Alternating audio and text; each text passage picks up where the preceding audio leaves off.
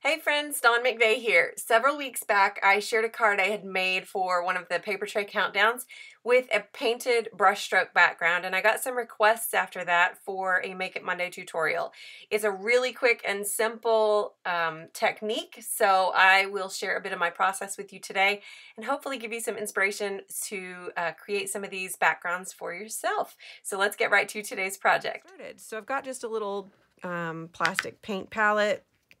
And I like to start out by, I'm going to do two of these just to give you kind of a little bit different look with each. But I start out with just one color, and I just want to quickly brush it across. Now the thing that makes these look neat, I think, is when you have visible brush strokes. The thing about this card here, the most interesting spots on it are here where the colors are overlapping and where you can see a bit of the cardstock showing through. This part up here that's just solid is less interesting. So you want to be sure and let some of those brush strokes show. And between each color, we're going to clean the brush out a little bit. And I'm going to show you how to do that. So to make this nice and quick, I've just got a wet wipe that I kind of clean it off a little bit with, and then I've got a paper towel that I just dry it off a bit with, nice and fast. It doesn't need to be super clean because obviously I'm not done, but I don't want to really kind of mix the colors in my palette here just yet. So I'm going to go on with the next color, and again I'm just kind of working in sections, just brush it on. And really, I mean, you just kind of play with it. It doesn't have to be perfect. It doesn't have to be anything super precise, which is kind of what's so fun about it. There's not a lot of rules. I'm going to clean it off again and go in with another color. You'll want to be sure, obviously, that whatever you're using to paint on is something that can be wiped off easily or thrown away. This surface that I'm working on, I can just wipe it off when I'm done.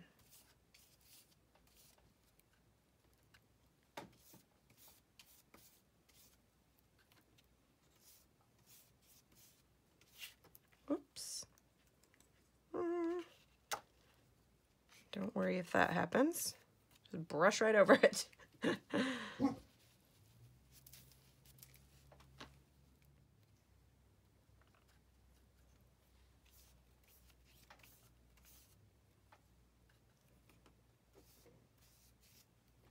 I love how the greens, as they're mixing, they kind of create some additional greens.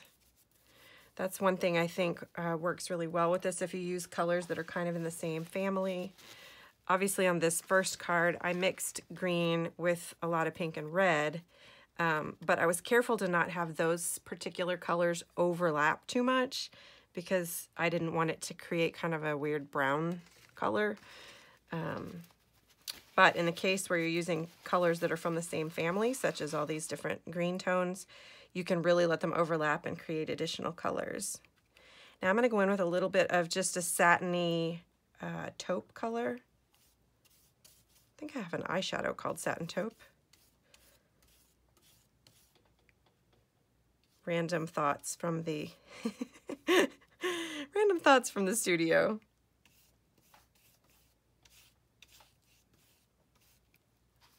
Oh, I like how those are turning out. Now I just want to go back in with some shimmer and finish this up.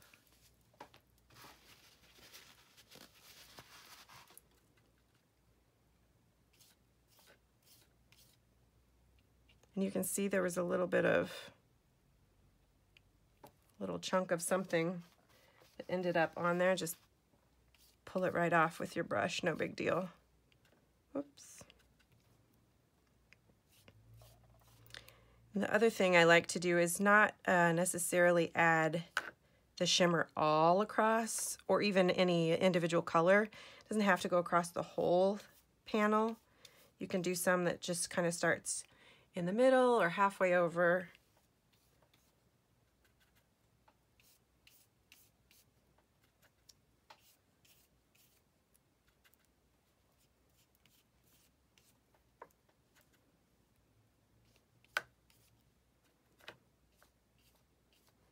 that is literally all there is to it.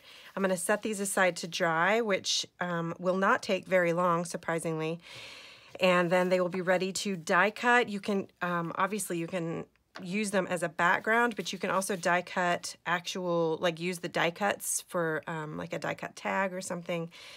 So that's really fun too. And if you're going to use it as a background, it makes a really great kind of a holding spot for these Say It Simply dies. Now that there are quite a few of them to pick from, it's a nice big sentiment that cuts out, obviously, the sentiment, but it still leaves a lot of that color showing that you've worked to create. And then, of course, if you do that, then when you've got that die cut sentiment, you can use that on a second card. And that way you get 2 for 1 out of each of these panels. So I will be right back with you, and we will use these on a card. Okay, friends, so for the sake of time, I've gone ahead and sped up the rest of this process a little bit for you. So I die cut from the center of one of those 2 panels. I use a Tag Sale 12 die to die cut a tag shape. I popped that tag on the front of a second card. So I've got 2 white card bases here. Both of them I used foam adhesive to attach both the solid panel and the die cut tag. I used the same sentiment on both cards. This is from Sentiment Staples Christmas. And I've gone ahead and used Spruce and Sprigs and Brushed Birds to stamp up several birds and quite a few branches and berries that I can pop onto these cards.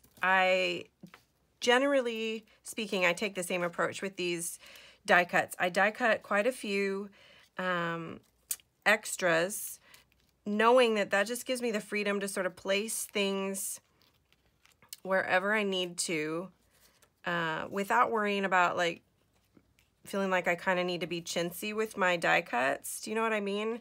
I feel like if I give myself several to work with, then I'm a lot more likely to just kind of pile them on freely and not really worry about,